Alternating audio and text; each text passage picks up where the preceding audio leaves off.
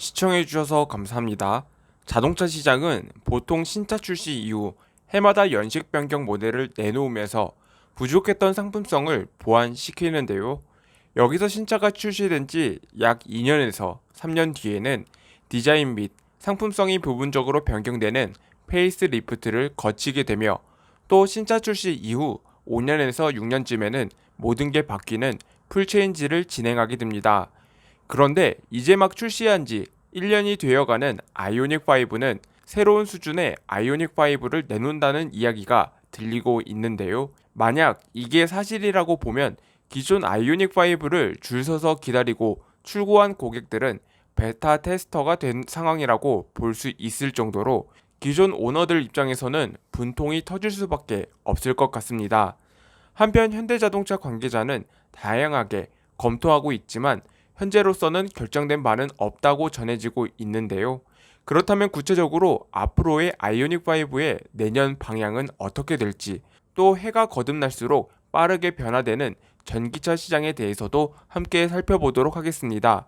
영상을 시청하시기 전에 구독과 좋아요 그리고 알람 설정까지 꾹 눌러주시면 감사합니다.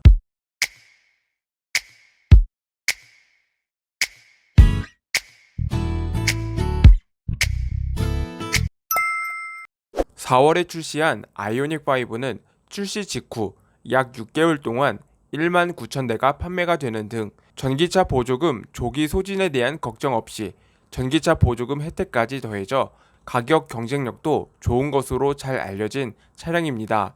이후에도 기아 EV6, 제네시스 GB60 등 현대자동차 그룹은 올해 다양한 전기차를 공개했습니다. 하지만 기아 EV6의 경우 아이오닉5와는 달리 기존 2.4kWh급 배터리 모듈을 30개가 아닌 32개로 늘려 배터리 용량을 기존 72.6kWh에서 77.5kWh로 늘리게 됨에 따라 기존 400km 초반대의 주행 가능 거리를 400km 후반대로 주행 가능 거리를 비약적으로 증가시키게 되었습니다. 물론 이 밖에도 디자인적인 선호도의 차이도 있겠지만 배터리 용량과 주행 거리는 전기차를 선택하는 데 있어서 큰 영향을 끼치는 만큼 사실상 아이오닉5와 EV6의 형제 간의 싸움은 EV6의 승리라고 볼 수밖에 없습니다.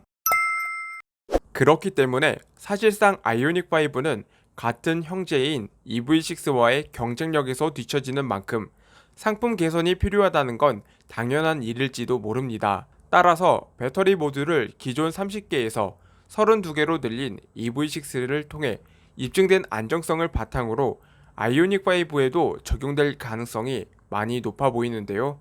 사실상 전기차 시장은 마치 해가 거듭날수록 최신 기술을 선보이는 스마트폰과 흡사할 정도로 변화의 흐름이 더욱 빨라지는 것으로 전망되고 있습니다. 즉, 이를 토대로 차량의 교체 주기 또한 상당히 짧아질지도 모르겠는데요. 물론 어디까지나 전기차 보조금이 지급이 되기 때문에 가능하지 않을까 생각이 되지만 아쉽게도 전기차 보조금은 해가 거듭날수록 줄어들고 있는 게 현실입니다.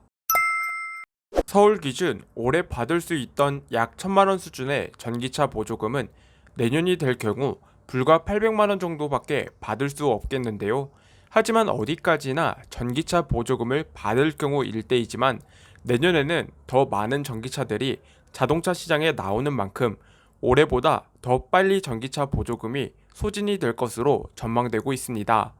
게다가 내년부터는 전기차 보조금을 100% 지급하는 전기차 구매 기준 가격이 올해 기준 6천만원 미만에서 내년에는 약 5,500만원 미만으로 낮아질 것이라는 전망이 있겠는데요. 이에 대해서 환경부는 내년도 기준 가격에 대한 용역이 진행 중이라며 아직 확정되지 않았다고 입장을 밝혔는데요. 그러면서도 일단 내년도 차량당 보조금이 줄어드는 것은 기정사실이다 라는 입장을 밝히는 등 해를 거듭할수록 전기차 보조금 혜택과 지급 범위가 축소되는 모습을 확실히 알 수 있겠습니다.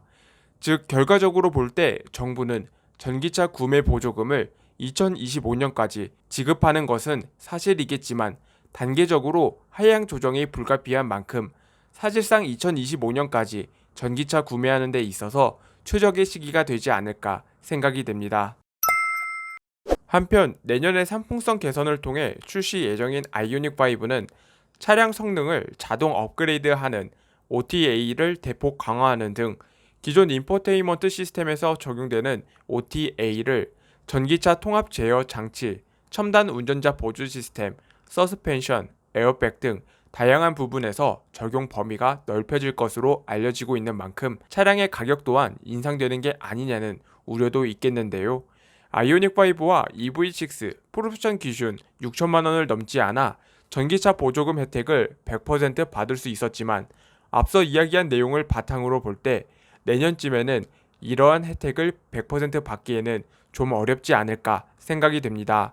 따라서 전기차 보조금 지급 혜택과 지급 범위가 낮아지게 됨에 따라 자연스럽게 옵션 선택 범위 또한 좁아질 것으로 예상되며 앞서 아이오닉5의 상품성 개선에 따라 4천만 원 중반대의 아이오닉5의 깡통 가격은 이제는 5천만 원을 근접해지지 않을까 생각이 됩니다.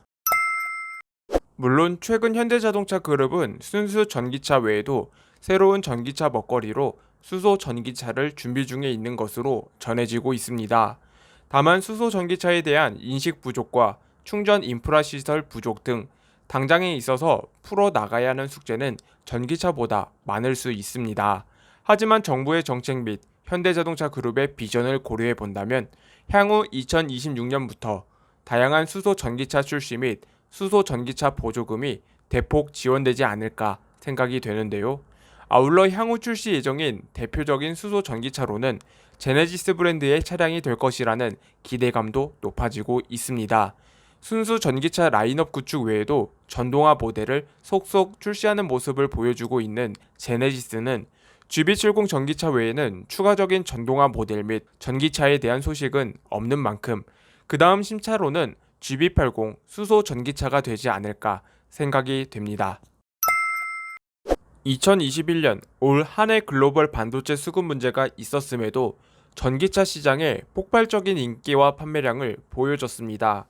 과연 2022년에는 이보다 더 많은 성장세를 보여줄 수 있을까요? 아니면 줄어든 보조금 혜택으로 전기차 시장이 다소 위축되는 모습을 보여줄 수 있을까요? 내연기관 자동차에서 전기차로 변화되고 있는 이 시기에 과연 어떤 차량을 구입해야 할지 좀처럼 선택하기 어려운 게 사실인데요. 과연 여러분이 생각하시는 자동차는 어떤 자동차가 있는지 소중한 의견 댓글로 남겨주시면 감사합니다. 오늘 준비한 소식은 여기까지입니다. 많은 분들에게 도움이 되셨으면 좋겠습니다. 다음에도 보다 유익한 자동차 소식들로 찾아뵙겠습니다. 시청해주셔서 감사합니다.